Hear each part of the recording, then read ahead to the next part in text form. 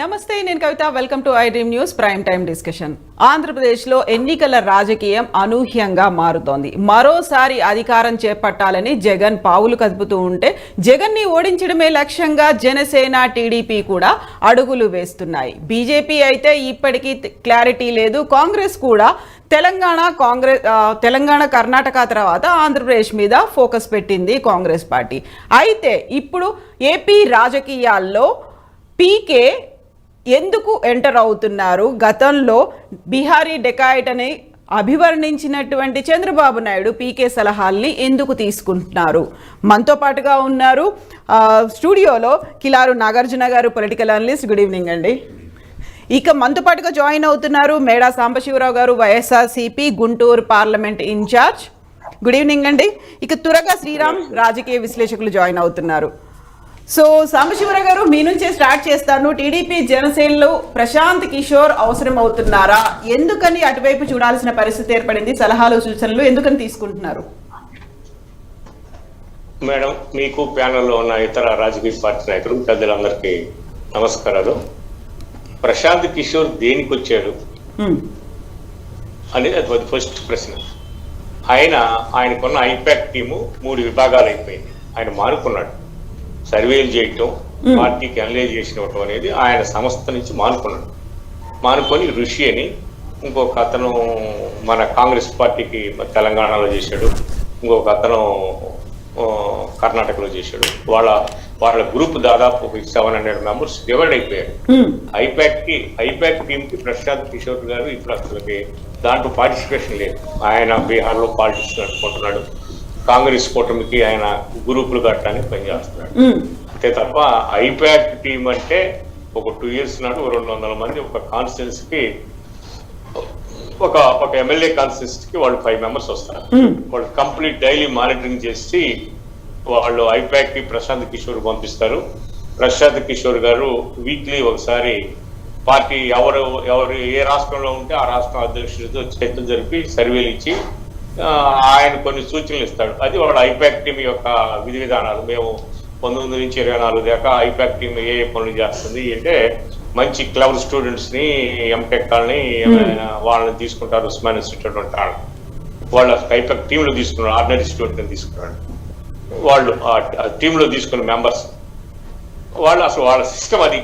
అంటే ప్రతి ఒక ఎమ్మెల్యే కాన్స్టిట్యున్సీకి 5 members ఉంటారు.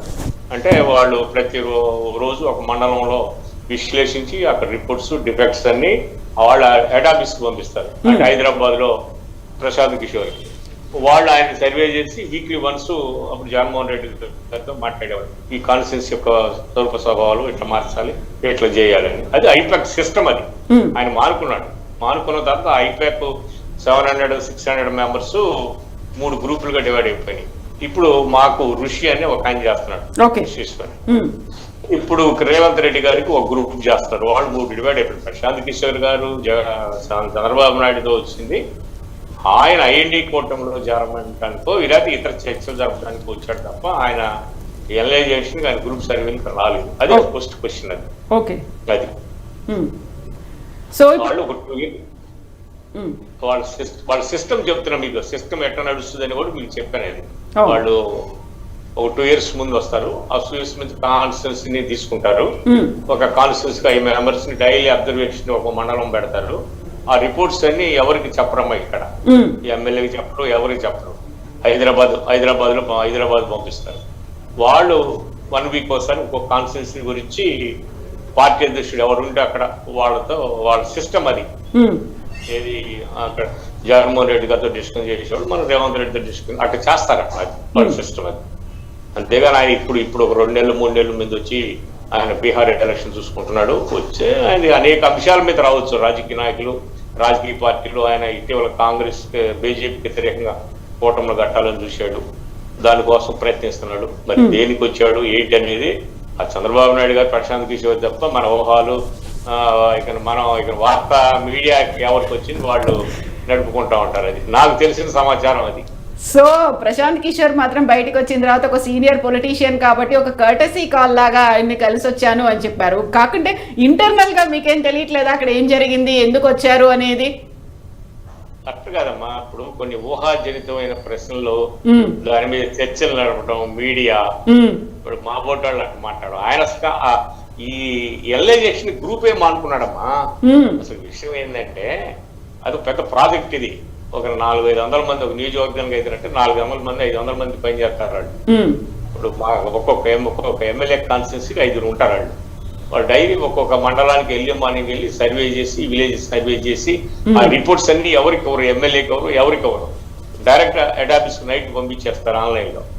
ఈ పలానా గుంటూరు అని ఎట్టుంది, గుంటూరు 2 ఎట్టుంది, అట్లా వాళ్ళు 1 వీక్ ఒకసారి ప్రశాంత్ కిషోర్ ఆ రిపోర్ట్స్ అన్ని క్రోడీకరించి జగన్మోహన్ రెడ్డి గారితో డిస్కషన్ చేసేవాడు. ఇది 2019 నుంచి 24 దాకా మాకు తెలిసిన సబ్జెక్ట్. మనం కూడా అంతే, హైదరాబాద్ లో రేవంత్ రెడ్డితో కూడా అదే డిస్కషన్. అది సిస్టమ్. అది వాళ్ళే 2 నెలల ముందు 4 రోజుల ముందు వచ్చి జ్యోతిష్యం చెప్పరన్నమాట. చాలా హార్డ్ వర్క్ చేస్తారు, చాలా హార్డ్ వర్క్ చేస్తారు. నేను చాలా మంది ఐపాక్ టీంలో వాళ్ళని నేను లాస్ట్ టైము మాట్లాడితే వాళ్ళంతా ఎంటెక్, ఎంసీఏలు, ఉస్మాన్ సిటీలో చాలా హై క్వాలిఫైడ్ పర్సన్స్ తీసుకున్నారు. ఎందుకు చేస్తున్నారు అంటే ఇప్పుడు మాకు ఈ పొలిటికల్ గా గవర్నమెంట్ మమ్మల్ని అడ్వైజర్స్ కి తీసుకుంటుందంటే గెలిచిన తర్వాత, అందుకని మేము కూడా 70,000 80,000 ప్లస్ ఎక్స్పెన్సెస్ ఇస్తారు మాకు. 1 lakh దాకా 1,125 దాకా ఇస్తారమ్మా వాళ్ళకి, పెద్ద సీనియర్స్ కి. వాళ్ళకి లాడ్జెస్, భోజనాలు, ట్రావెలింగ్ అంతా పార్టీ భరాయించాలి. అది వాళ్ళు ఎవరు పార్టీకి వాళ్ళు లొంగుతారు వీళ్ళు లొంగుతారు అంటే మనం మాట్లాడతారు తప్ప వాళ్ళు ఎల్ఏజేషన్ చేసి అసలు మనకు చెప్పరు. అది చాలా సార్లు వాళ్ళతో నన్ను పర్సనల్ గా కూడా ఆ కాన్స్టిట్యున్సీ ఈ కాన్స్టిట్యున్సీ ఏంటి, మీ ఐడియాలజీ ఏంటి అడిగారు, కానీ వాళ్ళు చేసింది అసలు నాతో డిస్కషన్ చేయలేదు. ఇది 19 నుంచి 24 దాకా.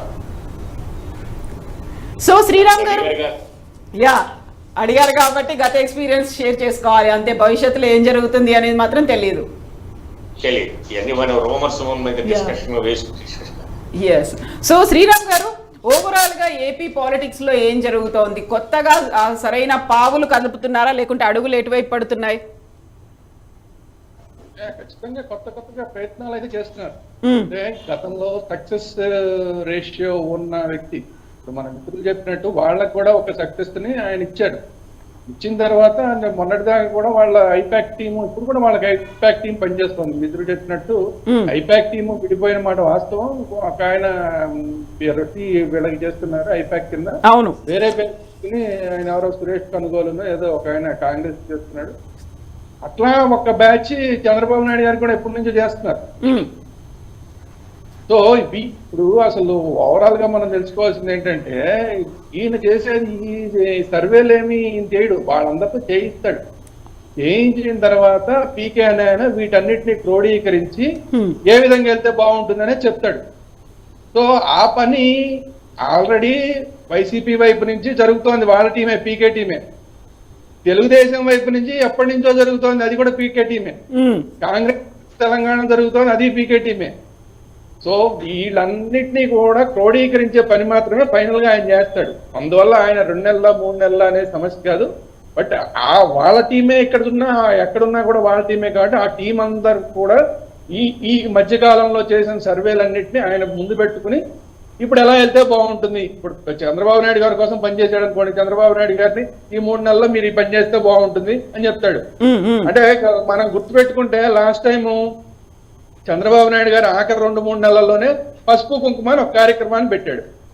డబ్బులు పంచే కార్యక్రమం జరిగింది అప్పుడు. అవును, సరే అది ఉపయోగపడలేదా అని పక్కన పెట్టేస్తాం. అంటే లాస్ట్ మినిట్ లో కూడా కొన్ని వ్యూహాలు చేస్తారు. అట్లా లాస్ట్ మినిట్ వ్యూహాలు ఏమన్నా ఈయన చెప్పగలుగుతాడా, అందులో ఏమన్నా వీళ్ళకి ఏమైనా వర్కౌట్ అవుతాయా అనేది సమస్య.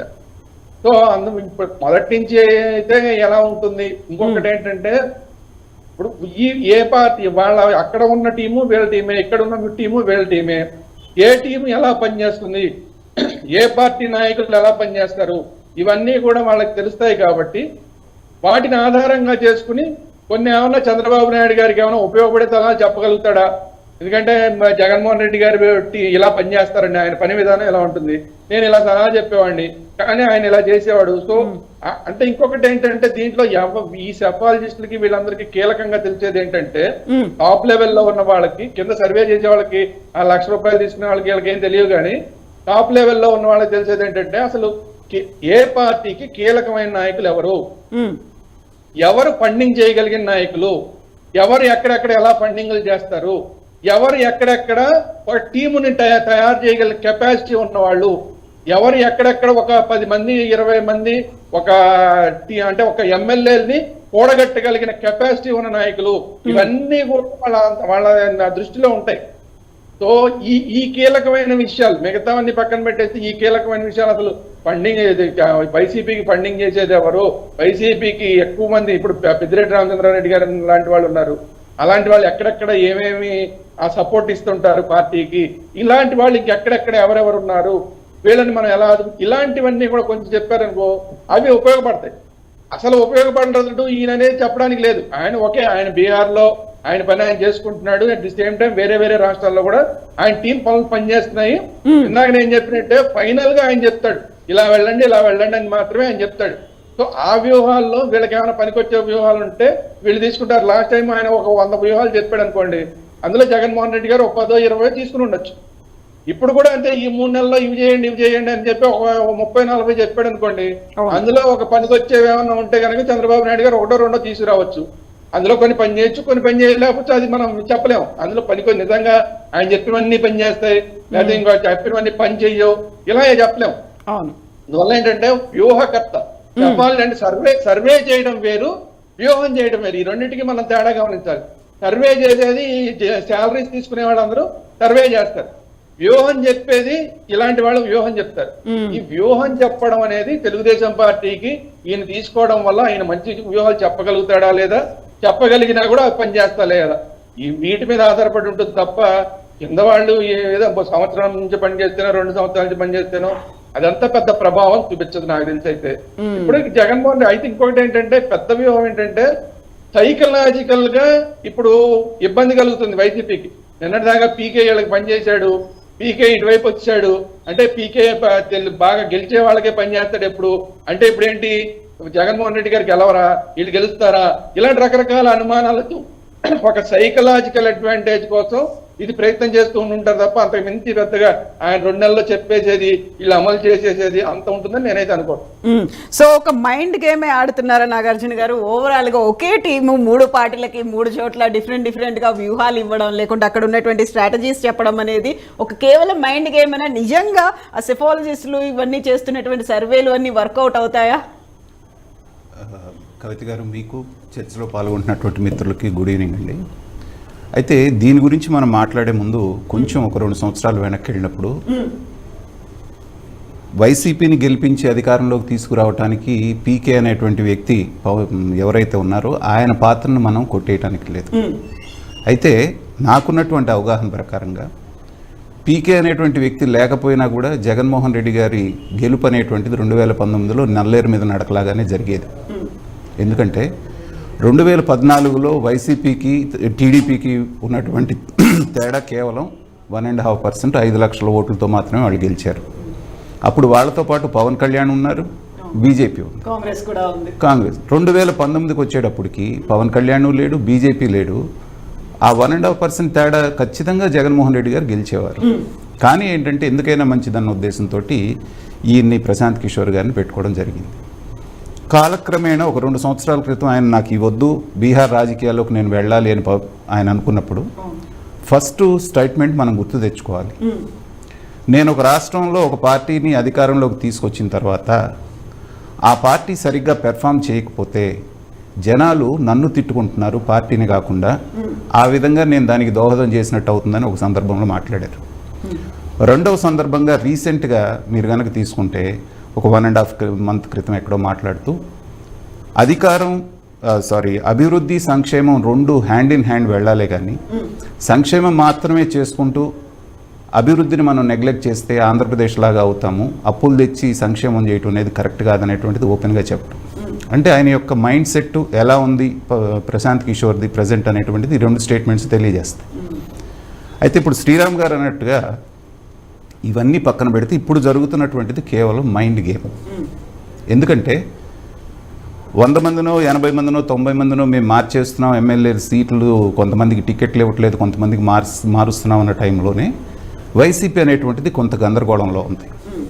సో టికెట్లు వచ్చిన వాళ్ళు ఒక రకంగా, రాని వాళ్ళు ఎక్కడికి వెళ్ళాలి ఏంటి అనేటువంటిది ఒక గందరగోళం జరుగుతున్నప్పుడు వాళ్ళని ఇంకా సైకలాజికల్గా దెబ్బతీయాలి అంటే ఇప్పటికే ఏం చెప్తున్నారు, తల్లి వెళ్ళిపోయింది మీతో లేదు, చెల్లి వెళ్ళిపోయింది మీతో లేదు అనేటువంటిది చెప్తా ఉన్నారు. చెప్తున్న టైంలో మీకు జీవనాడి లాంటి ప్రశాంత్ కిషోరే వెళ్ళి చంద్రబాబు నాయుడు గారితో మాట్లాడారంటే, ఇందాక శ్రీరామ్ గారు అన్నట్టు గెలుపు అటువైపు వస్తుందని తెలిసి ఆయన వెళ్ళి కలిసారేమో అనేటువంటి ఒక సైకలాజికల్ ఫీలింగ్ వాళ్ళకి పంపించడానికి ఇది పనికి వస్తుంది.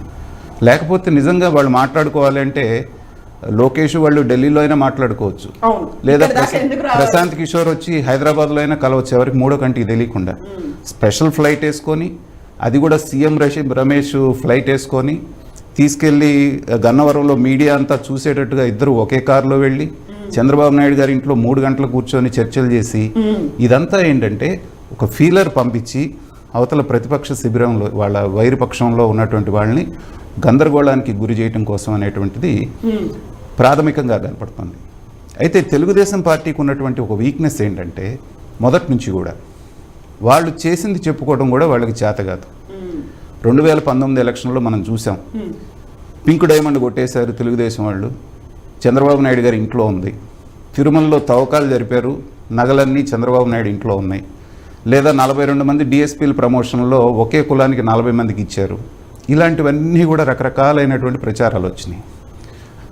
మన వివేకానంద రెడ్డి గారి హత్యను కూడా వేరే వాళ్ళకి అట్రిబ్యూట్ చేయడం జరిగింది. వీటిని దేన్ని కూడా తెలుగుదేశం కౌంటర్ చేసుకోలేక నిజంగానే ఇది నిజమేమోనని ప్రజలు నమ్మేటువంటి పరిస్థితికి వెళ్ళిపోయారు. కాబట్టి ఏంటంటే అలాంటి వీక్నెస్లను ఏదన్నా కరెక్ట్ చేసుకోవడానికి ఏమన్నా సలహాల కోసం పిలిచుంటారే కానీ బేసికల్గా ఇది మైండ్ గేమే. 2 నెలల్లో ప్రశాంత్ కిషోర్ గారు వచ్చేసి తిరగేసేది ఏమి ఉండదు.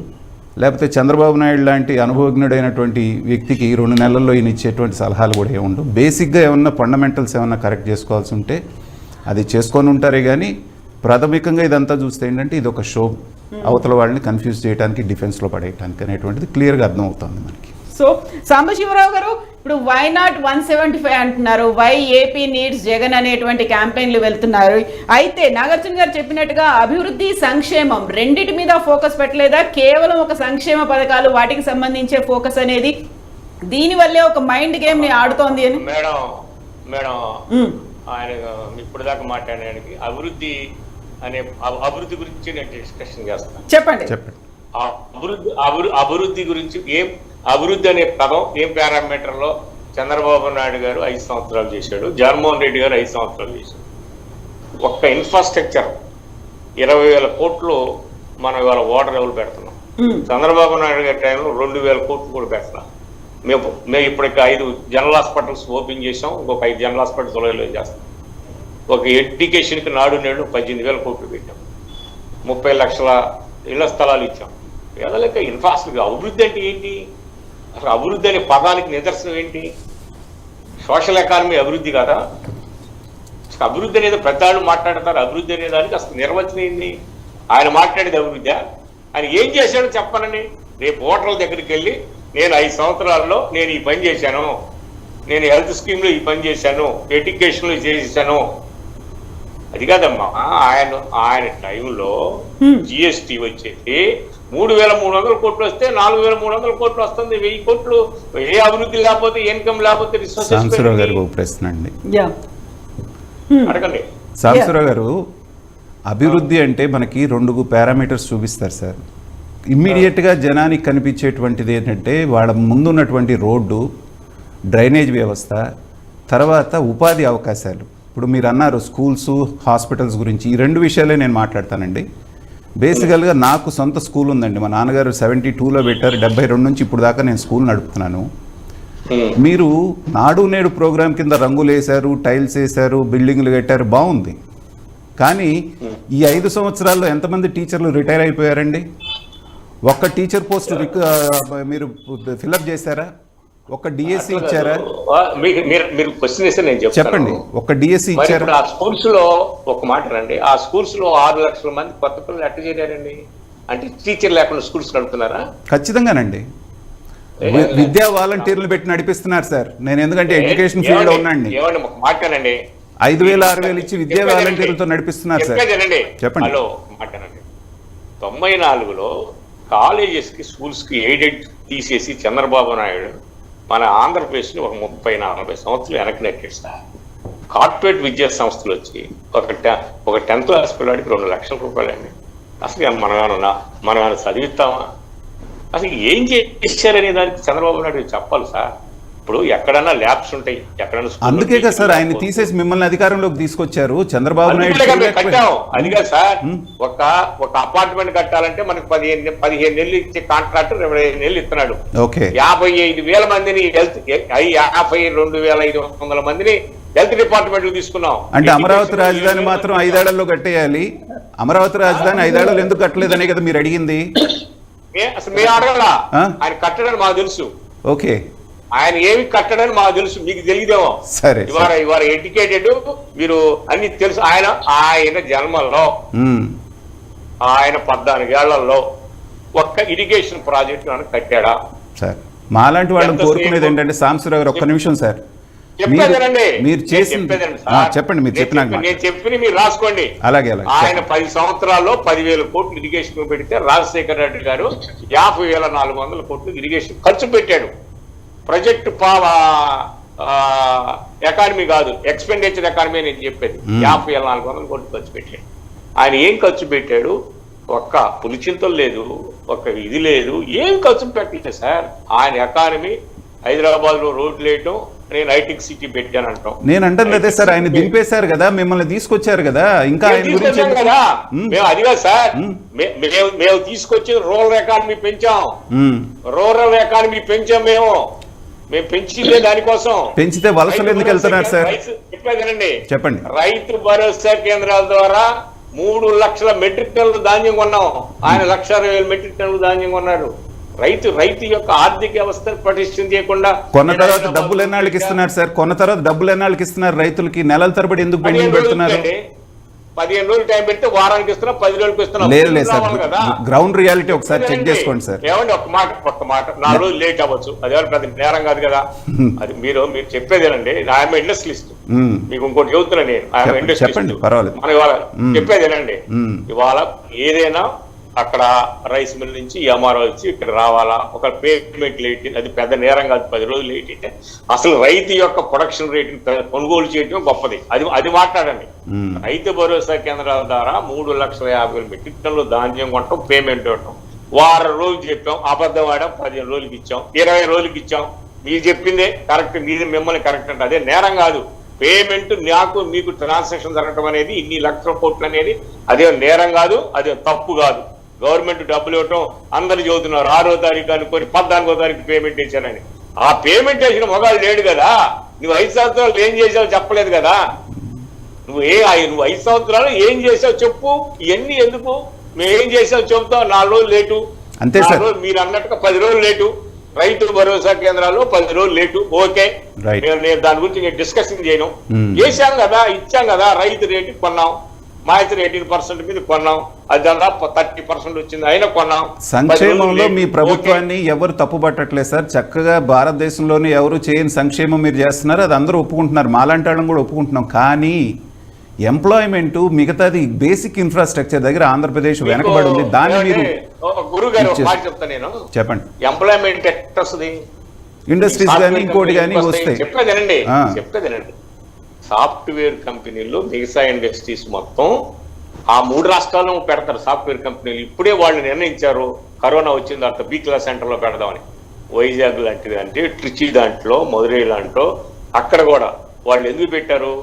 ఈ ఐ క్లాస్ హైదరాబాదు, బెంగళూరు, మద్రాసులో కాస్ట్ ఆఫ్ లివింగ్ ఎక్కువైపోతుంది. బి క్లాస్ సెంటర్లో ఇప్పుడే పెడుతున్నారు. పెద్ద పెద్ద కంపెనీ మనం చెప్తే రాదు. ఇన్ఫోసిస్, టాటా కంపెనీ మనం చెప్తే రాదు. అది మీ ఆలోచన విధానం. మరి మీకు ఎవరు చెప్పారు? చంద్రబాబు నాయుడు టైంలో వాళ్ళు పెట్టుకున్నారు. ఇవాళ రాట్ల కాస్ట్ ఆఫ్ లివింగ్ పెరిగిపోయింది, అందుకని ఇక్కడ పెట్టుకున్నారు. ఇప్పుడు ఏదైనా జగన్మోహన్ రెడ్డి గారు పెట్టమంటే ఇన్ఫోసిస్ కంపెనీ పెట్టలా. ఇన్ఫోసిస్ కంపెనీ వాడికి ఆలోచన వచ్చింది, బి క్లాస్ సెంటర్లో పెడితే వాళ్ళు 70,000 పని చేస్తారు. వాడికి అదే 2 లక్షలు ఇవ్వాలి హైదరాబాద్లో వాడికి ఎంప్లాయీకి. వాళ్ళ ఎకానమీ వాళ్ళకు ఉంటుంది. అది అట్లా ఇప్పుడు ట్రిచిలో కూడా పెట్టారు వాళ్ళు. మధురైలో పెట్టారు, చెన్నై వదిలిపెట్టి. ఎందుకు? అక్కడ 70,000 పని చేస్తుంటే వాడు సరిపోతుంది, 20,000 రెంట్ పోతే 50,000 రూపాయలకి. ఇవన్నీ చాలా ఉన్నాయి. ఇప్పుడు మిగిలిన ఇండస్ట్రీస్ ఉంది సార్. ఇక్కడ చెంచివాడు పెట్టాడు, వాడు మన కోసం పెట్టాడు. అక్కడ ఎక్కువ చెట్లు కొన్ని లక్షల ఎకరాలు ఉన్నాయి, అందుకు పెట్టాడు 1,000 కోట్ల రూపాయల ప్రాజెక్టు. రెండో ప్రాజెక్టు కూడా పెడుతున్నాడు. ప్రాజెక్టు పెట్టడానికి అనేక కారణాలు ఉన్నాయి. ప్రాజెక్టు పెట్టడానికి మీరు ఎందుకు రాలేదు అంటే చంద్రబాబు నాయుడు గారు, జగన్మోహన్ రెడ్డి గారు ఏ ముఖ్యమంత్రి ఉన్నా ఆ కంపెనీస్ ఆఫర్ ఇస్తారు. అయ్యా మీరు ల్యాండ్ ఇస్తాం, పవర్ ఇస్తాం, వాటర్ ఇస్తాం. వాడు రావాలి కదా సార్. ఇక్కడేమి ఎవరు మీరు అనుకోండి చంద్రబాబు నాయుడు వద్దని చెప్పడు, జగన్మోహన్ రెడ్డి వద్దని చెప్పడు. ఎందుకంటే వాళ్ళు వస్తే జిఎస్టీ పెరుగుద్ది, ఆ రెవెన్యూతో సబ్సిడీ పథకాలు నడుపుకోవచ్చు. అది మీకు ఒకటే చెప్తున్నా, మనం కాదు అవన్నీ సాఫ్ట్వేర్ కంపెనీలు ఇచ్చేది. ఆ కంపెనీ వాడికి ఐడియాలజీ మారిన తర్వాతే మనకు వస్తారు తప్ప మనం పెట్టమంటే పెడతారు. మనమే ఇస్తాం, తలా 5,000 రూపాయల చొప్పున ఇస్తాం. ఏ ముఖ్యమంత్రి అయినా 50,000 ఉంటే. సో అల్టిమేట్ గా అంత బాగుందంటారు ఆంధ్ర రాష్ట్రంలో. అసలు బాగుంటుంది సార్. ఈ గ్రోత్ అనేది ఒక జిఎస్టీ చెప్పుద్ది. మొత్తం మనకు 14,000 బడ్జెట్ చెప్పాల్సిన పనిలే గురుగారు. 14 పేజీల బడ్జెట్ చదవాల్సిన పనిలే. ఒక గ్రోత్ జిఎస్టీ చంద్రబాబు నాయుడు ఉన్నప్పుడు ఫర్ మంత్లీ జిఎస్టీ ఎంత, ఇప్పుడు ఎంత, ఎక్కడి నుంచి వస్తుంది రెవెన్యూ? ఎక్కడి నుంచి వస్తుంది సార్? వస్తుంది సార్, ఎందుకంటే మనం పన్నులు పెంచినా లేకపోతే ఇప్పుడు మద్యం మీద చెప్పేదేనండి, మీరు మద్యం మీద పెంచినా మిగతాది వస్తుందండి. మీరు ఎడ్యుకేటెడ్. అవునండి, ఎప్పుడు మన డిస్కషన్ లో తప్పు మాట్లాడేవాడు. పన్నులు పెంచితే జిఎస్టీ రాదు సార్, ట్యాక్స్ కడితే జిఎస్టీ వస్తుంది. మిగతా వాటి మీద వేసిన ఖచ్చితంగా సార్ ట్యాక్స్ పడతానే ఉంది కదా. రేట్లు పెరిగే కొద్దీ ట్యాక్స్ పెరుగుతూ ఉంది. ట్యాక్స్ పెరిగితే జిఎస్టీ వస్తూ ఉంటుంది సార్. అదిగా సార్ నేను అనేది. ఆదాయ వనరులు పెరిగితేనే మార్కెట్ శక్తి పెరిగి జిఎస్టీ వస్తుంది. ఆ విషయంలో వైసీపీ గవర్నమెంట్ చక్కగా ఆదాయ వనరులు పెంచుకోవడంలో మాత్రం బాగానే సక్సెస్ అయింది సార్. మద్యాన్ని ఎలాగ పెంచాలి, మిగతా వాటి ద్వారానే రాష్ట్రం రన్ చేయడం, అదంతా కూడా మద్యం మూలాన ఎంత ఆదాయం వస్తుంది సార్? మద్యం మూలాన వచ్చేది 10,000 కోట్లు ఎక్స్ట్రా వస్తుంది. అదేనండి, దాని మూలాన జిఎస్టీ పెరగదు కదా. అదేనండి. అదిగా సార్, మీరు తెలుగుదేశం టైంలో 43,000 బెల్ట్ షాపులు పెట్టి ఆదాయం మొత్తం వాళ్ళు తిన్నారు. రైట్, గవర్నమెంట్ కి వస్తుంది ఆదా. మీరు గవర్నమెంట్ కి వస్తుంది ఆదాయం అంటున్నారు అక్కడ బాగుంది. అంతే కదా, ఆదాయం గవర్నమెంట్ కి వస్తే మనకేం సంక్షేమ పథకాలు. చంద్రబాబు నాయుడు నీ బోర్డు నా బోర్డు 10,000 5,000 బెల్ట్ షాపులు పెట్టుకొని వాడు తిన్నాడు పర్సనల్ గా. సో సాంబశివరావు గారు, గవర్నమెంట్ కి వస్తుంది కదా. సాంబశివరావు గారు, ఇప్పుడు మీరు చెప్తున్నటువంటి ఈ లెక్కలన్నీ సంక్షేమంతో పాటుగా అభివృద్ధి కార్యక్రమాలు జగన్ చేశాడన్నప్పుడు అక్కడ ప్రజలు కూడా దీన్ని అర్థం చేసుకున్నారా? వాళ్ళ దృష్టిలో ఉందా ఇదంతా? కేవలం ఇప్పుడు మైండ్ గేమ్ ఆడుతోంది అనుకున్నప్పుడు అది కాదమ్మా మేడం గారు. 2012లో ఇదే గేమ్ ఆడి 21 సీట్లు 18 సీట్లు గెలిచాం. Sweep down. చంద్రబాబు నాయుడు గారికి 33% ఓటు శాతం పడిపోయింది 2012లో ఉప ఎన్నికల్లో. 2014లో ఆయన బీజేపీ మోడీ గాలితో మేము ఓడిపోయాం. యాక్చువల్ గా జనసేన చంద్రబాబు నాయుడు గారు. ఇండియాలో మోడీ వేవ్ దోలింది. మొత్తం అర్బన్ సీట్లు మొత్తం మోడీ వేవ్తోనే గెలిచినాయి. ఏది మోడీతో ఎవరు సఖ్యతగా ఉంటే వాళ్ళు గెలిచారు. అక్కడ మా తమిళనాడులో అన్నాడీఎంకే, ఇక్కడ ఇల్లుతో గెలిచారు. ఆ సీట్లతో మేము 1.6%తో ఓడిపోయాం. మోడీ వేవ్ 2014లో కొత్తగా ఆయన ఏదో ఇది రాష్ట్ర దేశానికి ఏదో చేస్తాడు, చంద్రబాబు నాయుడు ఏదో చేస్తారని జనం నమ్మించగలిగారు, మీడియా కానీ ప్రజలు కానీ. 2019 దాకా ఆయన ఏం చేశాడు ఇప్పుడు చెప్పలేదు కదమ్మా. వాళ్ళిద్దరు మేనిఫెస్టోలో మేమిద్దరు ఏం చేశాము చెప్పట్లా. నేను మీకు ఇప్పుడు అరగంట చెప్పాను ఏం చేశాము, ఏం చేయబోతున్నాం, చేసింది చెప్పాము అని చెప్పాలిగా. 2014 నుంచి 19 దాకా నేను ఈ పని చేశాను, రేపు 24 నుంచి 29 దాకా ఇది చేస్తాను అని 10 శాఖలు ఉన్నాయమ్మా. ఆ 10 శాఖల మీద మాట్లాడుకుంటే సరిపోద్ది. ఆ 10 శాఖలో ఆరోగ్య శాఖ, వ్యవసాయ శాఖ, విద్యాశాఖ, ఇరిగేషను, అట్లా ఎలక్ట్రిసిటీ. మేము రైతులకి 9 గంటల కరెంట్ ఇవ్వటానికి 1,700 కోట్ల రూపాయలు ఇన్ఫ్రాస్ట్రక్చర్ పెంచితే పవర్ని సేవ్ చేయటం వలన సెంట్రల్ గవర్నమెంట్ మనకి 5,400 కోట్లు మీరు ఎక్స్ట్రా లోన్ తీసుకొచ్చింది, సెంట్రల్ గవర్నమెంట్ ఇచ్చింది. మీరు కరెంట్ సేవ్ చేయకపోవటం ఏంది? 1,700 కోట్లు సపరేట్ లైన్ వేసాం. 23 లక్షల ఫ్రీ బోర్డ్స్ కరెంట్ ఇచ్చాం. ఇవన్నీ ఆ బెనిఫిట్ పొందే వాళ్ళకి తెలుస్తుంది. అది ఎట్లా మాట్లాడతాం? మాట్లాడితే అది నేను అవన్నీ మేము మా ప్రచారం కాదు కదా, కేంద్ర ప్రభుత్వం ఇచ్చింది కదా 5,850 కోట్ల రూపాయలు. మీరు పవర్ సేవ్ చేశారు, ఫ్రీ పవర్కి ఫ్రీ సపరేట్ లైన్ వేసామమ్మ మేము, బ్రేక్ చేయకుండా. ఇవన్నీ రైతులకు తెలుస్తుంది కదా. సో శ్రీరామ్ గారు, ఓవరాల్ గా ఇప్పుడు వాళ్ళు ఉమ్మడి కార్యాచరణ కూడా అనౌన్స్ చేస్తామంటున్నారు టీడీపీ జనసేన. అందులో భాగంగా ప్రశాంత్ కిషోర్ వ్యూహాలో లేకుంటే ఇచ్చేటువంటి సజెషన్స్ హెల్ప్ అవుతాయి అనుకున్నప్పుడు బీజేపీ కూడా ఫోకస్ పెట్టింది, సేమ్ టైం కాంగ్రెస్ కూడా ఫోకస్ పెట్టింది. మళ్ళీ నేనే అధికారంలోకి వస్తాను, థర్డ్ టైం ప్రధానమంత్రిని అవుతానని మోదీ చెప్తున్నారు. సో గతంలో మోదీ హవా అనేది ఆంధ్రప్రదేశ్లో కనిపించింది అనుకున్నప్పుడు ఈసారి కూడా అలాంటి హవా ఉంటుంది అనుకుంటున్నారా మీరు? ఎట్టి పరిస్థితుల్లోనూ మోడీ గారి హవా ఉండే అవకాశం లేదండి. కారణం ఏంటంటే భారతీయ జనతా పార్టీ ఏదైతే ప్రత్యేక హోదా ఇస్తారు అనుకుంటే ఆ ప్రత్యేక హోదా ఇవ్వకపోవడం కానీ, పోలవరం ప్రాజెక్టు కానీ, విశాఖ స్టీల్ ప్లాంట్ ప్రైవేటైజేషన్ చేయడం కానీ, విశాఖ రైల్వే జోన్ ఇవ్వకపోవడం కానీ, ఇలాంటి అనేక కారణాల వల్ల బీజేపీ కంటూ ఒక ప్రత్యేకించి ఒక ఊపు వచ్చే అవకాశం లేదు ఆంధ్రప్రదేశ్. బట్ ఏంటంటే ఇందాక నుంచి సాంబశివరావు గారు చెప్తున్న దాంట్లో చిన్న నా ఉద్దేశం ఏంటంటే, కరెక్ట్ గా 5 లక్షల ఓట్ల చిల్లరలోనే లాస్ట్ టైం 2014 అప్పుడు ఓడిపోయాము మేము. తర్వాత 2019 అప్పుడు అసలు పీకే ఉన్నా లేకపోయినా మేము గెలిచేవాళ్ళం అన్నారు. ఓకే, అది నాకేం అభ్యంతరం. నాగార్జున గారు ఓకే, ఎనీవే నేననేది ఏంటంటే, అప్పుడు కాంగ్రెస్ పార్టీకి 2014లో ఎంతో కొంత ఓట్లు పడినాయి. సరే ఓడిపోయారు కానీ అప్పుడు వాళ్ళకంటూ కొంత ఓటింగ్ పర్సెంటేజ్ పడింది. అప్పుడు అందరూ కూడా మంచి ఊపులో ఉన్నది కాంగ్రెస్. సరే 2 రాష్ట్రాలు విడగొట్టారని చెప్పి కొంత ఓటింగ్ పడలేదు కానీ ఈ 2019 స్థాయిలో పోలేదు కాంగ్రెస్. సో అప్పుడు ఆ ఓటింగ్ అనేది, తర్వాత ఆ ఓటింగ్ కానీ ఆ నాయకులు కానీ వైఎస్ఆర్సీపీలో జాయిన్ అవ్వటం వల్ల వాళ్ళు కూడా ఆ నాయకులు యాడ్ అయ్యారు, ఆ ఓటింగ్ కూడా యాడ్ అయింది. సో అది కూడా మీకు అడ్వాంటేజ్ అయ్యింది 2019కి వచ్చేసరికి. ఇప్పుడు నేనేమంటానంటే, ఇప్పుడు మీరు చెప్తున్నట్టు ఒకవేళ కాంగ్రెస్ మళ్ళీ యాక్టివ్ అయితే, షర్మిల గారు కనుక ఇక్కడ యాక్టివిటీ తీసుకుంటే రాబోయే 1 month లో కానీ ఎప్పుడైనా తీసుకుంటే, ఒకవేళ ఇప్పుడు వైఎస్ఆర్సీపీలో ఎవరైనా టికెట్లు రాని వాళ్ళు కానీ ఇతరులు కానీ అటువైపు కొంతమంది మళ్ళీ వెళ్తే, కొంత మళ్ళీ అటు ఓటింగ్ కనుక వెళ్తే, మళ్ళీ అదే ఆ డిఫరెన్స్ అనేది మళ్ళీ కొంత కనబడే అవకాశం ఈసారి ఉంది. అది ఒకసారి గుర్తుపెట్టుకోవాల్సిన అంశం. తర్వాత ఈకే గారు ఇందాక నేను చెప్పినట్టు 2 నెలల్లో ఆయన వచ్చేదో అద్భుతాలు చేసే అవకాశం అయితే లేదు. బట్ ఏంటంటే ఇందాక మన మిత్రులు మాట్లాడుకున్నట్టు అభివృద్ధి విషయంలో మాట్లాడుకున్న, స్కూల్స్ విషయం మాట్లాడారు. సింపుల్ లాజిక్, ఒక స్కూల్లో 10 మంది టీచర్లు ఉన్నారనుకోండి, అందులో ఒక 5 రిటైర్ అయిపోయారు అనుకోండి, కొత్తగా ఎవరిని అపాయింట్ చేయలేదనుకోండి, టీచర్లు తక్కువ టీచర్లతో నడిపినట్టే స్కూలు. దాంట్లో ఇంకా వివాదం ఏముంది అసలు?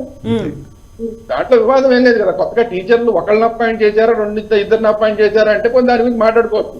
అసలు టీచర్లని అపాయింట్ చేయనప్పుడు ఖచ్చితంగా టీచర్లు కొంత తక్కువతోనే స్కూళ్ళు నడుస్తున్నాయనే కదా అర్థం.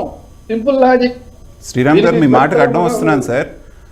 ఆ రిక్రూట్ చేయకపోవటమే కాకుండా ఇంకో జరుగుతున్న దారుణం ఏంటంటే, విద్యా వాలంటీర్లని పెట్టి వాళ్ళ ద్వారా చెప్పిస్తారు. అది ఇంకా ప్రమాదకరం అండి విద్యా వ్యవస్థ. నాకు తెలుసు ఇవన్నీ తెలుసు. అంటే నేను అంత దాకా వెళ్ళకుండా సింపుల్ గా చెప్తున్నారు మీరు. సింపుల్ గా చెప్తున్నా, తక్కువ టీచర్లతోనే ఖచ్చితంగా జరుగుతోంది. ఇందులో పెద్ద మనం వివాదాలకు వెళ్లాల్సిన అవసరం లేదు. 2, ఇప్పుడు వేరే ప్రాజెక్టులు కానీ అవన్నీ కానీ ఐటీ ఇండస్ట్రీలు కానీ వాడెవడో తలుచుకుంటేనే వస్తాయి. మనం పిలిస్తే జగన్మోహన్ రెడ్డి గారు చెప్తే రారంటే, చిన్న ఉదాహరణ చెప్తా మీకు. ఒకప్పుడు మోడీ గారు గుజరాత్ సీఎం గా ఉన్నప్పుడు టాటా ప్రాజెక్ట్ కి సంబంధించి ఇక్కడ బెంగాల్లో గొడవ అవుతుంటే, మమతా బెనర్జీ వాళ్ళతో గొడవ అవుతుంటే ఒక్క మెసేజ్ పెట్టారు, వెల్కమ్ టు గుజరాత్ అని. ఇమీడియట్ గా ఇండస్ట్రీ గుజరాత్ వచ్చింది. సో అందువల్ల మనం ఎలా డీల్ చేస్తున్నాము, నాయకులు ఎలా డీల్ చేస్తారన్న విధానం మీద ఇవన్నీ ఆధారపడి ఉంటాయి. అందువల్ల ఇప్పుడు ఇందాక మీరే చెప్పారు సార్, చంద్రబాబు నాయుడు గారిని ఇప్పుడు నాకు పోడాల్సిన పని లేదు కానీ, బట్ మీరే చెప్పిన దాంట్లో ఏవైతే ప్రధాన నగరాలు ఉన్నాయో అందులో హైదరాబాద్ ని చంద్రబాబు నాయుడు గారు అప్పుడు డెవలప్ చేశారు. ఇప్పుడు అందుకని ఇక్కడికి వేరే వాళ్ళు ఇక్కడ ఈ ప్రాంతానికి రావట్లేదు, ఇంకా ఆ 4 సిటీస్ లో మాత్రమే ఉంటున్నారు అని చెప్తున్నారు. అదే విధానాన్ని మనం కనుక తీసుకుని వైసీపీలో కనుక మీరు తీసుకుని కొంత వేరే వాళ్ళని తీసుకురావడం కానీ ఇక్కడ అట్రాక్ట్ చేసే ప్రయత్నం కానీ చేస్తుంటే ఖచ్చితంగా 2nd గ్రేడ్ నగరాలు మన దాంట్లో బోర్డు ఉన్నాయి కదా. మీరు చెప్పినట్టు హైదరాబాద్ లేకపోవచ్చు, మీరు చెప్పినట్టు చెన్నై లేకపోవచ్చు, మీరు చెప్పినట్టు బెంగళూరు లేకపోవచ్చు, కానీ సెకండ్ గ్రేడ్ నగరాలు మన దగ్గర బోల్డెన్ ఉన్నాయి కదా, అలాంటి చోటకి తీసుకొచ్చే ప్రయత్నం ఖచ్చితంగా సక్సెస్ అయ్యి ఉండేవాళ్ళు. అది ఎంతవరకు చేశారో నాకు తెలియదు. నేను వివాదంలోకి వెళ్ళదలుచుకున్నా. ఓవరాల్ గా ఇందాక సాంబశివరావు గారు మాట్లాడిన దాంట్లోనే నేను చెప్తున్నా, ఇది కనుక చేసి ఉంటే కనుక ఇంకా బాగుండేది. సో అందువల్ల ఏంటంటే ఇంకా జిఎస్టీలు అవన్నీ ఉన్నాయి. జిఎస్టీ విషయంలో కూడా తీసుకుంటే పన్నులు ఎలా కడతారు అంటే వాళ్ళ టర్న్ ఓవర్ మీద పన్ను కడతారు. ఆ టర్న్ ఓవర్ అనే ఇప్పుడు రేట్లు పెరిగితే ఆటోమేటిక్ టర్న్ ఓవర్ పెరుగుతుంది. టర్న్ ఓవర్ పెరిగితే జిఎస్టీ పెరుగుతుంది, జిఎస్టీ పెరిగితే ఆదాయం వస్తుంది. అందువల్ల ఇవి అందరికీ తెలిసిన విషయాలు. దీంట్లో మనం పెద్దగా వివాదాల్లోకి వెళ్లాల్సిన అవసరం లేదు. బట్ ఏంటంటే ఓకే, మీరు సాటిస్ఫాక్షన్ గా మీరు చేశారనుకుంటున్నారు, చంద్రబాబు నాయుడు గారా లేకపోతే జనసేన వాళ్ళ మిగతా వాళ్ళందరూ సరిగా చేయలేదంటారు. ఈ రెండింటికి మధ్యన ఇప్పుడు పీకే, ఇందాకంటే మనం వేరే వేరే వ్యవహారంతో మాట్లాడుకుంటున్నాం. ఈ రెండింటికి మధ్యన పీకే ఇప్పుడు వచ్చి మీరు ఏదైతే చేయలేదంటే దానికి ఎక్కువ ఫోకస్ చేసి జనంలోకి వెళ్ళేలాగా ఇప్పుడు ఈ సోషల్ మీడియాలో కానీ మిగతా వాటిలో కానీ ఈ 3 నెలల్లో ఏమైనా ప్రభావం చూపించగలుగుతాడా? ఇది చేయగలిగితే పీకే సక్సెస్ అవుతాడు, లేదంటే పీకేని పెట్టుకున్నందువల్ల ఉపయోగం ఉండదు. అయితే ఆ మైండ్ గేమ్ ఆడడం అనేది ప్రజల్లోకి చేరుతుందంటారా? ఎప్పుడైనా మైండ్ గేమ్ అనండి. సింపుల్ లాజిక్ చెప్తా నేను. సింపుల్ లాజిక్, మన చాలా మంది ఓటర్లు ఏమంటారంటే మీరు ఎవరికి వేస్తున్నారా అంటే పలానా వాడికి వేస్తున్నామని అంటారు. ఎందుకు వేస్తున్నావా అంటే అతను ఖచ్చితంగా గెలుస్తాడండి అంటాడు. అంటే వాళ్ళు ఏం పని చేశారు ఏం పని చేయలేదు అనేది వీడికి అనవసరం. గెలిచేవాడికి నేను ఓటేస్తానంటాడు. ఇలా చాలా మంది ఉన్నారు. వాడికి ఎందుకు అనేది లాజిక్ ఏముండదు. గెలిచేవాడికి నేను ఓటేయాలి అంటే నా ఓటు వల్ల వాడికి గెలిచాడంటే రేపు పొద్దున చెప్పుకుని ఒక సాటిస్ఫాక్షన్ అనమాట. ఇదే మెంటల్ గా మనకి సైకలాజికల్ గా అడ్వాంటేజ్.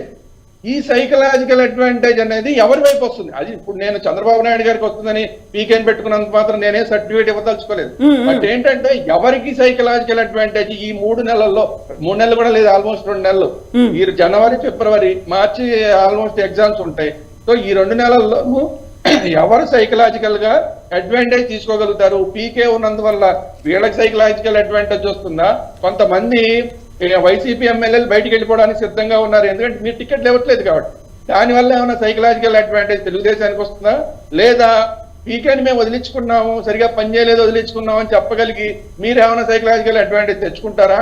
లేదా కొత్త వాళ్ళకి మేము ఇస్తున్నాము, వాళ్ళైతే ఖచ్చితంగా గెలుస్తారు, పాత వాళ్ళు సక్సెస్ఫుల్ గా పనిచేయలేదు కాబట్టి మేము ఫ్రెషర్స్కి ఇచ్చాము, మా తప్పు సరిదిద్దుకున్నాం అని చెప్పి ఆ విధంగా కొత్త నాయకుడు వచ్చాడు అని చెప్పి అలా ప్రజల్లో మీరు వెళ్ళి ఆ ఎక్కడైనా సరే సైకలాజికల్ ఓవరాల్ గా నేను చెప్పేది సైకలాజికల్ అడ్వాంటేజ్ లో ఎవరు సక్సెస్ అవుతారు అన్న దాని మీద పీకే సక్సెస్ అవుతాడా లేదా అనేది ఆధారపడి ఉంది.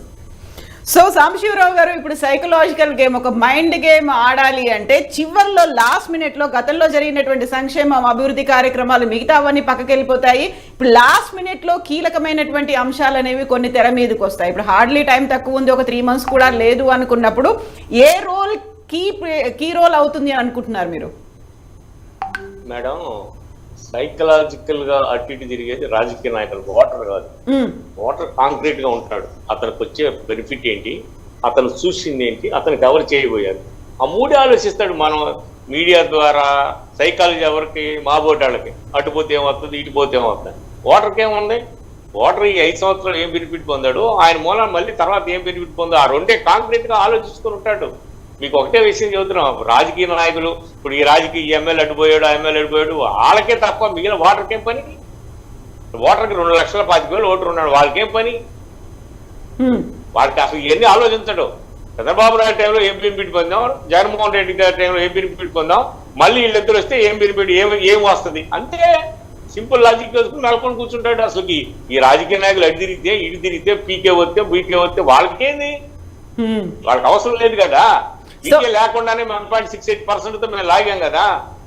పీకే వచ్చాడు, ఆయన ఇస్తాడు, ఆయన నమ్మాలి. చంద్రబాబు నాయుడిని నమ్మాలి కదమ్మా మేడం. ఫస్ట్ నేను ఒక 10 కార్యక్రమాలు చెప్పాడు, నేను నమ్మాలి కదా. ఏదో ఒక పెద్ద ప్రశ్న కదా. మేము వచ్చాము, 98% అమలు చేశాము. ఏం అమలు చేయలేదు, ల్యాబ్స్ ఉంటాయి. మనం ఇప్పుడు వంట వండితే 4 కూరలు ఉంటే ఒక కూర బాగోదు, అట్లా ల్యాబ్స్ ఉంటాయి. అట్లనే మేము వచ్చిన తర్వాత అన్ని సక్రమం చేస్తున్నాం. ఆయన మీరు ఎన్ని రోజులు డబ్బులు ఇచ్చాడని అడుగుతున్నాడు. అది చంద్రబాబు నాయుడు ప్యాడీయే కొనబోతే అడగలేదుగా మీరంతా. మీ మేధావులు మొత్తం చంద్రబాబు నాయుడు రైతు కొన్న ప్యాడీని ఎందుకు కొనలేదని అడగలేదు కదా. మేము కొంటే 10 రోజులు లేటుకి ఇచ్చాం. 10 రోజులు లేటుకి ఇచ్చినా కూడా దానికి ఒక పెద్ద క్వశ్చన్, అదో తప్పు, మీరు మాట తప్పారంటే అట్లా ఇట్టానంటే క్వశ్చన్లు. ఆ రైతే అనుకోడు. అయ్యా నాకు తడిసిన ధాన్యం 30% మాయితలు వచ్చింది. సాంబశివరావు గారు మీ మాట కట్టడం వస్తున్నాను. పదే పదే మీరు చంద్రబాబు నాయుడు కోట్ చేస్తున్నారు. అందుకే కదండి చంద్రబాబు నాయుడు ఓడించి ఇంటికి పంపించారు. మీరు కూడా అదే బాటలో వెళ్దాం అనుకుంటున్నారా? చంద్రబాబు నాయుడే కదండి ఆయన కోటి చెప్పి అయిపోయింది కదా, 5 సంవత్సరాలు అయిపోయింది. మీరు కూడా ఆ బాటలోనే వెళ్దాం అనుకుంటున్నారా? అది కాదు నాగార్జున గారు, కోటి చేయాల్సింది కూడా చంద్రబాబు నాయుడు గారిని. ఆయనే కదా మాకు ప్రత్యర్థి.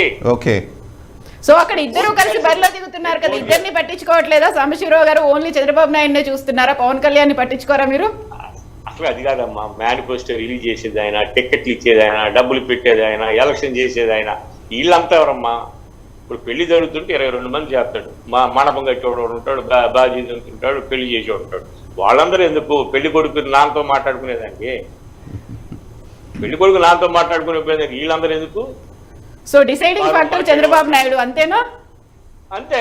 ఆయన హీరో, ఆయన ప్రొడ్యూసర్, ఆయన డైరెక్టర్, ఆయనతో మాట్లాడతాం మేము. నువ్వు ఏం చేసావు, రేపు ఏం చేయబోతున్నావు చెప్పాలి కదా. వీళ్ళెవరు? వీళ్ళు ఏదో మాట్లాడుతుంటారు, 100 మంది ఉంటారు భజంత్రీలు. వాళ్ళతో మాకెందుకు? వాళ్ళ గురించి మేము విమర్శించాల్సిన పని కూడా లేదు. వాళ్ళు మ్యాచ్ పేరు రిలీజ్ చేస్తారా? మేము అధికారంలోకి వచ్చి చేస్తామని చెబుతారా? చెప్పరు కదా. ఓకే, అంటే వాళ్ళ గురించి మేము మాట్లాడుకోవాల్సిన పని ఉంది? అసలు మేము అసలు అంత టైం కూడా వాళ్ళని మనం విమర్శించాల్సిన పని కూడా లేదమ్మా, ఎందుకంటే వాళ్ళ చేతులు ఏం లేదు. సో ఇట్లాంటి టైంలోనే పీకే టీం ఇచ్చేటువంటి సలహాలు సూచనలు ఏమైనా డైరెక్షన్ మార్చే అవకాశాలు ఉన్నాయా? డైరెక్టర్ గా ఆయన ఏమైనా మారతాడా పీకే? అసలు అమ్మా, మీకు మీడియా వాళ్ళందరికీ, మీ కొత్త వాళ్ళందరికీ ఒక అడ్వైజ్ ఇస్తున్నాను. నేనేమో మిమ్మల్ని క్రిటిసైజ్ చేయట్లా. చెప్పండి. జరిగిన దాని గురించి డిస్కషన్ చేసుకుంటే మనం ఎక్కువసేపు డిస్కషన్ చేసుకోవచ్చు. ఊహాజనితమైన దాని మీద మనం ఏం discussion చేసుకుంటామమ్మా?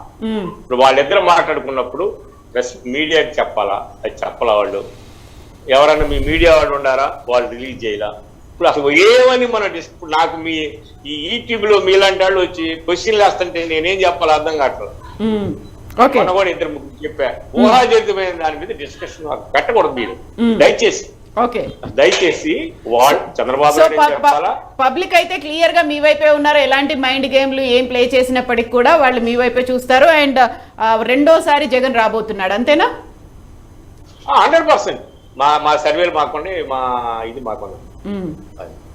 Yes. So mind game లేదు, ఏమీ లేదు. ప్రజలు మాత్రం చాలా క్లారిటీతో ఉన్నారు, ఓటర్లో క్లారిటీ ఉంది. ఒక మాట అండి, ఇప్పుడు మన వైసీపీ మిత్రులు చాలా కాన్ఫిడెంట్ గా ఉన్నారు, వాళ్ళు చేసినటువంటి అభివృద్ధి వాళ్ళనే గెలిపిస్తుందని. అలా జరిగితే సంతోషం, దాంట్లో రెండో మాట లేదు. కానీ మొన్నే మనకి తెలంగాణ ఎలక్షన్స్ జరిగినాయి.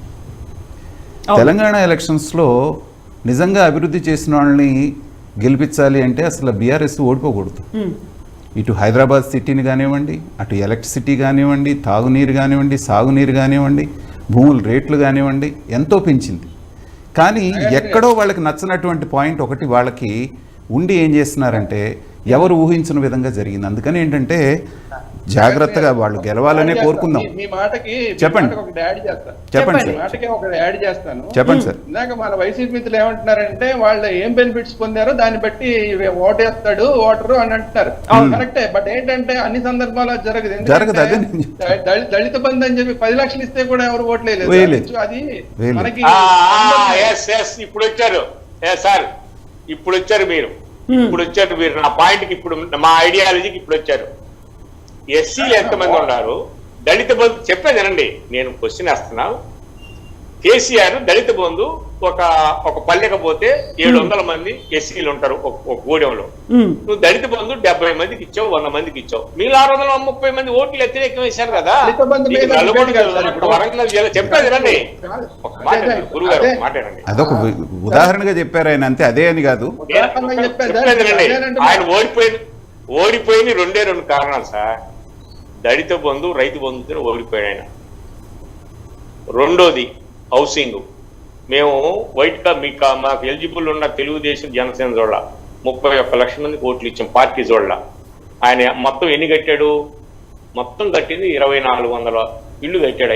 ఇంకా ఇళ్ళని అవ్వలేదు సార్. ఇప్పుడు ఆ చర్చ, ఎందుకంటే ఆ ఇల్లు ఏది అవ్వలేదు, కొండల మీద పెట్టారు. మీరు తెలుసా, కొండలు ఇంకా తవ్వలేదు. ఈ రోజు కూడా ఇంకా కొండలు ఇంకా తవ్వలేదు. కొండల పైన ఎక్కడో మీరు ల్యాండ్స్కేపింగ్ చేశారు. ఆ కొండలకి 7 లక్షలు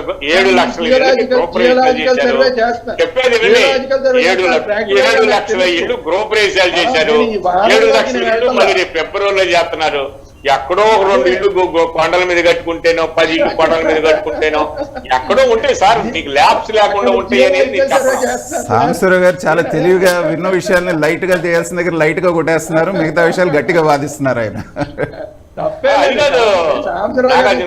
కానీ లేదు తప్పుపట్టడానికి లేదు, ఆయన ప్రాక్టికల్ గా ఇవన్నీ చూస్తారు. వాటర్ అనేవాడు ప్రాక్టికల్ గా ఇవన్నీ చూసి సాంబశివరావు గారు చెప్పిందే నేను కూడా యాక్సెప్ట్ చేస్తా. ఏం మనం పొందాము, ఏం లాస్ అయ్యాము, ఈ రెండు అంతే. అదే డిసైడ్ చేసుకుంటాడు. పొందింది ఏంటి, 5 ఏళ్లలో మనం పొందింది ఏంటి, మనం ఎంత లాస్ అయ్యామనేది చూస్తాడు. దీన్ని బట్టి వైసీపీ అయినా గెలవచ్చు, తెలుగుదేశం అయినా గెలవచ్చు. ప్రజల మద్దతు ఎవరుంటే వాళ్ళు గెలుస్తారు. అది రైట్. ఓకేనా? ఎస్ అండి, thank you so much Sambasivarao గారు. మళ్ళీ మనం మాట్లాడుకుందాం. ఓవరాల్ గా క్లియర్ పిక్చర్ వచ్చిన తర్వాత మాట్లాడుకుందాం. ఇప్పుడు ఓన్లీ స్పెక్యులేషన్స్ మీద వద్దన్నారు కాబట్టి ఇక్కడికి మనం స్టాప్ చేద్దాము. Next clear picture. Yeah got it అండి, గాట్ ఇట్ క్లియర్ పిక్చర్ వచ్చిన తర్వాత కాకపోతే ఏం జరుగుతుంది అనేటువంటి ఒక క్యూరియాసిటీ అయితే ఉంది కదా. ఒక పీకే కాదు, ఇంకో పీకే కూడా చంద్రబాబు నాయుడుకు జత అవుతున్నారా అనేది ఉంది కాబట్టి. 2009 నేను 89 నుంచి ఎలక్షన్ చేస్తాను. నేను మీడియా మాట్లాడుతూ ఇన్వెస్ట్ చేస్తూ ఒక కాన్స్టిట్యున్సీ ఎలక్షన్ చేస్తాను, ఇన్ఛార్జి ఉంటా. అవును, 89 నుంచి పనిచేస్తాను నేను పార్టీకి, కాంగ్రెస్ పార్టీకి. నేను ఏ పార్టీకి పనిచేస్తాను, ఏ ఎలక్షన్ చేస్తాను, నన్ను అందరూ మా కాన్స్టిట్యున్సీ పనిచేయమంటారు. I am free service man. నేనేమి పార్టీలో కానీ ప్రభుత్వంలో కానీ పదవిలో స్పోక్స్ పర్సన్ కూడా. అంతవరకు నాకు చాలా యాక్టివిటీస్ ఉన్నాయి. అసలుకి ఓటర్ యొక్క సైకాలజీకి 2009లో 4 గెలిచారు. చంద్రబాబు నాయుడు నేను గెలిపించారా? గెలిపించేది కదా. మళ్ళీ రాజశేఖర రెడ్డి గెలిపించారు కదా. ఓటర్కి మనకన్నా చాలా తెలివితేటలు ఉంటాయండి. మనం ఏంటంటే ఇప్పుడు టీవీ చూసి మారిపోతాం. బాంబు అక్కడ చైనాలో తుఫాను వచ్చింది, అమెరికాలో ఇది వచ్చింది అది అని. మనం మారుతాం, మళ్ళీ అంటాడు. ఓటర్ మారడు. సో మా ఇంటికి ఏం డబ్బులు వచ్చింది చెప్పమంటాడు. ఓకే, నాకు జరిగిన బెనిఫిట్ ఏంటి, నేను దేని వల్ల లాభపడ్డాను అనేది మాత్రం అలా ఆలోచిస్తాడు. సో ఇవన్నీ వినడమ్మా. యా, ఇప్పుడు చైనాలో 3 రాష్ట్రాల్లో వచ్చింది.